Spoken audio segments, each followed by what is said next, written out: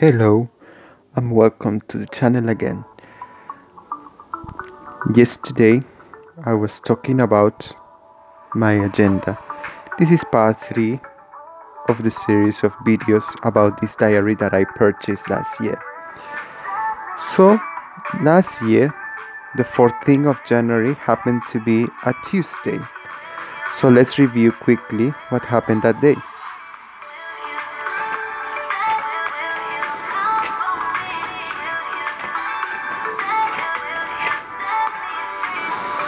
Okay, I'm going to read. Today I woke up horrible twice in the middle of the night. Woke up at 1 and 3 a.m.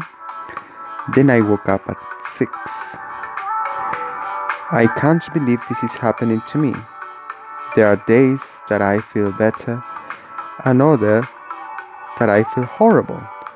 Today is a day that I feel horrible. This horrible is manifested by a pain in the chest. It's incredible. I never saw this person face to face. Other people that I loved so much, I never felt this way. But in this time, I don't know. I got up my bed and went to shower and I worked.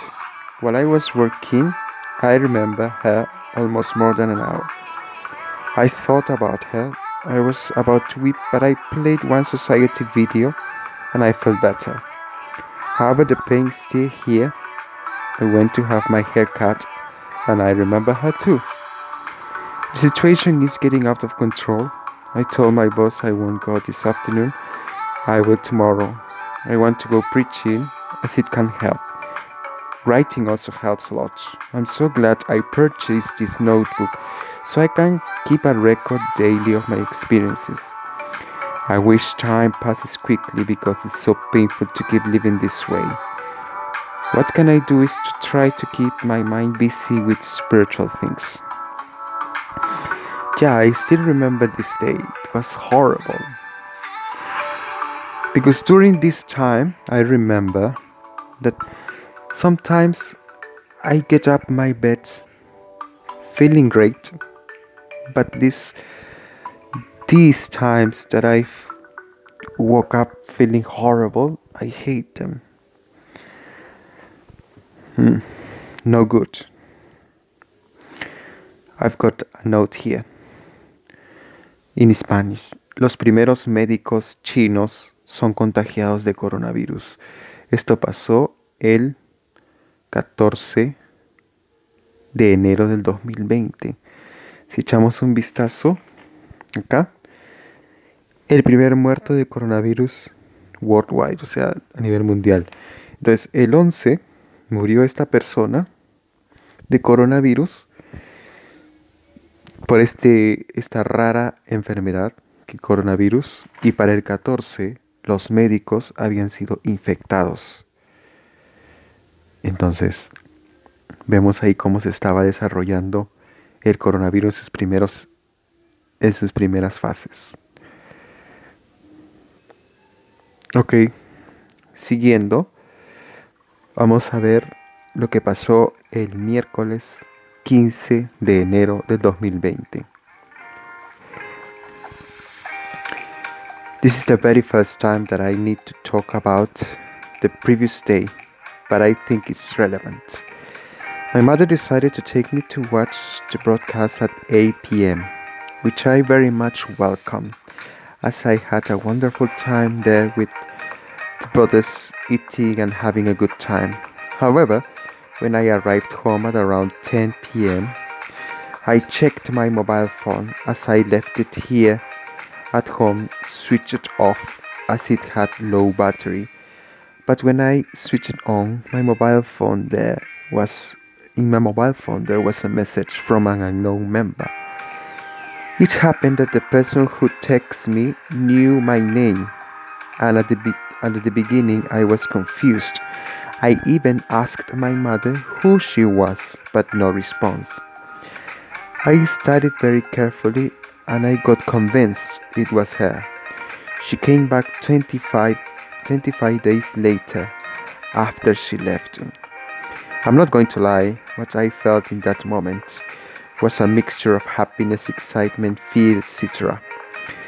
She's back, and she took the first step. Her words were, "Hola Mario, ¿qué tal?" My answer, 2 hours later, "Hola." She saw the message, but never answered it. Till now. What I'm going to do from now on is to leave it all to God. So what happened is that I received this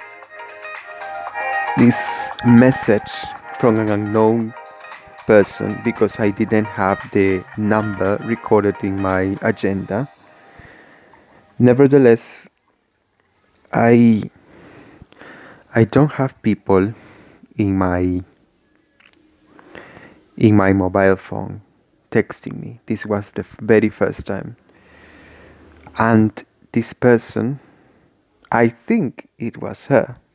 I don't know. That is why I saved this day, the 14th of January. It was special in some way. Okay, let's continue with the following day. 16th of January. It happened to be a Thursday last year. Today I woke up not feeling good again. Even what I wrote yesterday wasn't enough. I got up and I showered. Then I went to work. I came back. I went to the market and now I'm writing this, sorry. It's sort of surprising that she's not online. I suspect she's working. I have too much. But the fact that she came back just 3 weeks later made me think a lot. I don't know what has happened. And this feeling is killing me. But I've got help from the Almighty. And I wrote this. Gratitude. Colossians chapter 3 verse 15. It has been said that only a grateful person can be happy. Even those who have gone through tremendous loss can.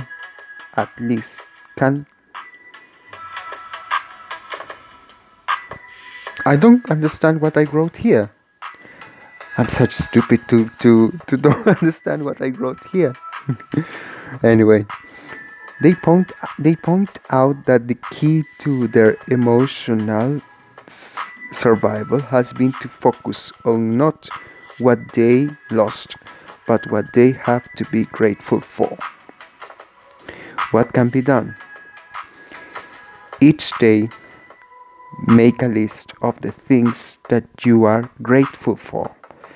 These don't have to be major things. Reflect on even the small things. Yeah. So that was the first advice of what can be done to be grateful. What about the second? It's here.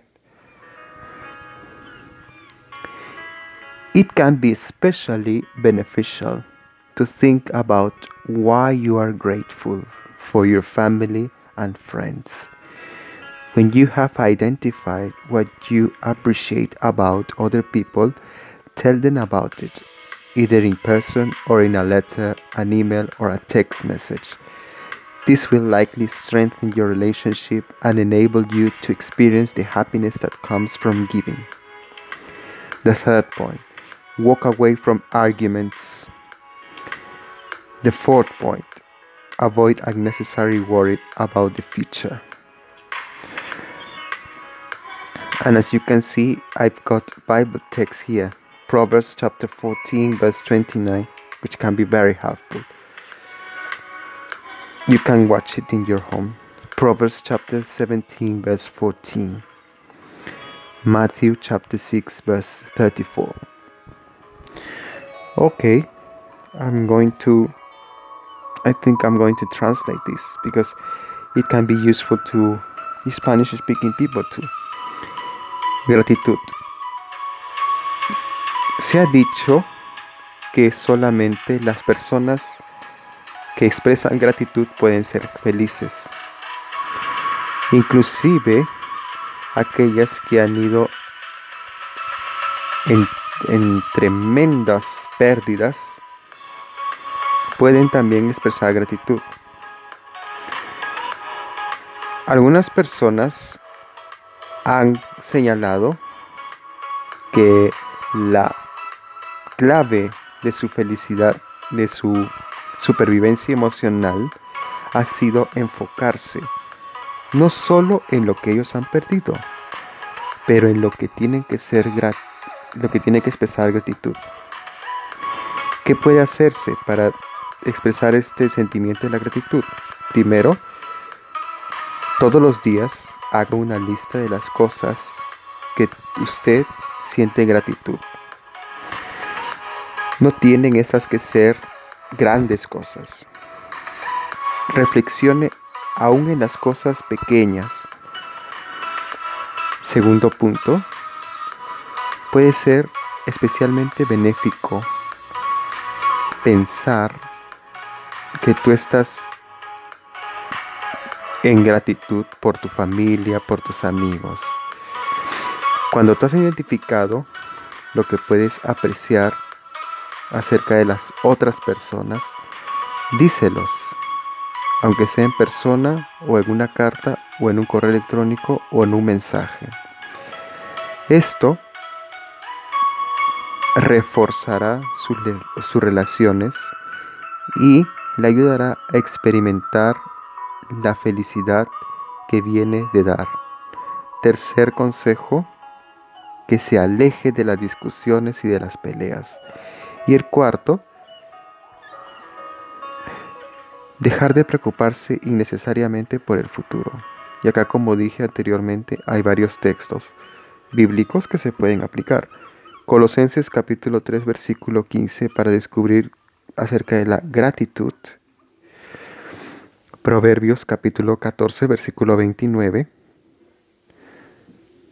Proverbios 17, 14. Mateo 16, 34. Mateo 6, 34. Y acá seguimos con el sábado 18 de enero. El año pasado fue un sábado. Top 10 things to be grateful.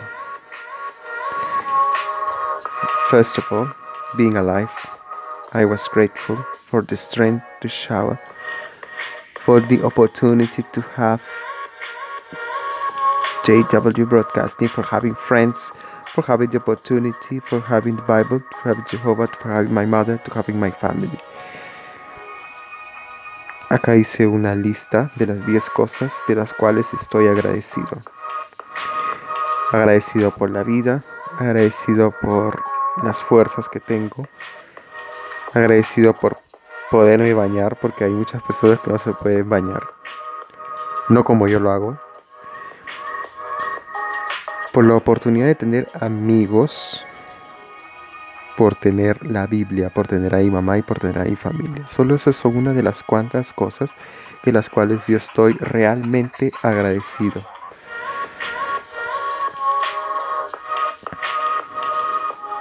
Y el número 19, domingo 19 de enero. Top things to be grateful. First of all, I have my mobile phone. Second, I have my mother. Third, I have this notebook so I can write my feelings. Fourth, I have my brother. 5, I have the privilege of breathing. 6, I have the privilege to have what I have. I have a home.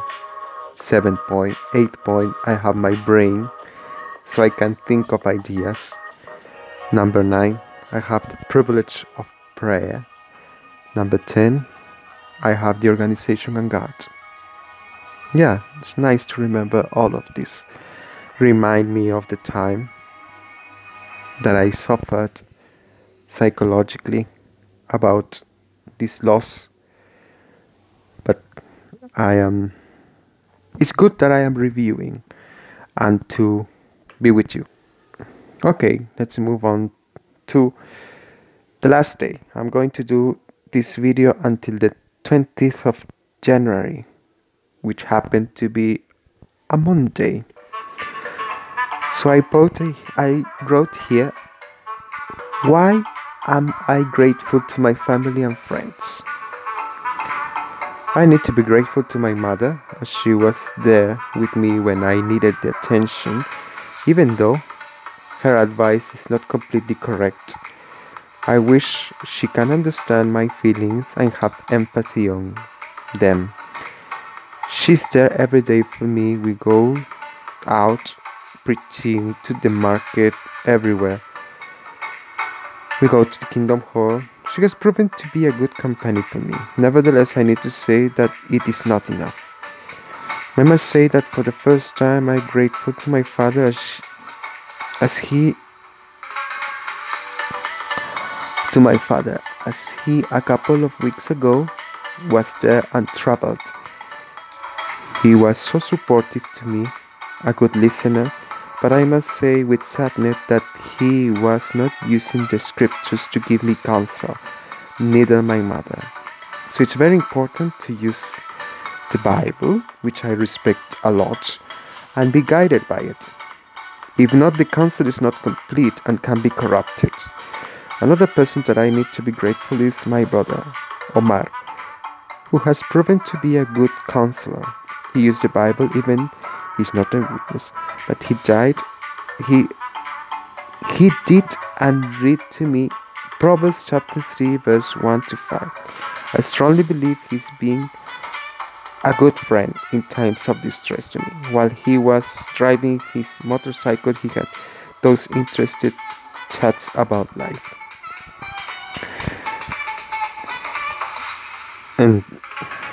Entonces, acá escribí de que estaba muy agradecido a mi mamá porque ella me ayudó en esos momentos, pero no era empático, o sea, me daba consejos, me ayudaba de ver el problema que yo estaba pasando de una perspectiva diferente, pero hay que ser empático. Es decir, si a ti te duele que te hayan roto el corazón o algo así, entonces tienes que ponerte en el lugar de la otra persona, no ponerte en un lugar crítico o que yo sé más. Bueno, no creo que sea de buena ayuda eso.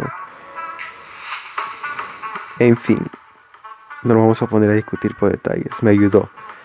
Y también a mi papá, aunque no fue una gran ayuda, pero en fin, sí. Bien. Eso es todo por hoy. Espero que se haya disfrutado de esta consideración de estos días.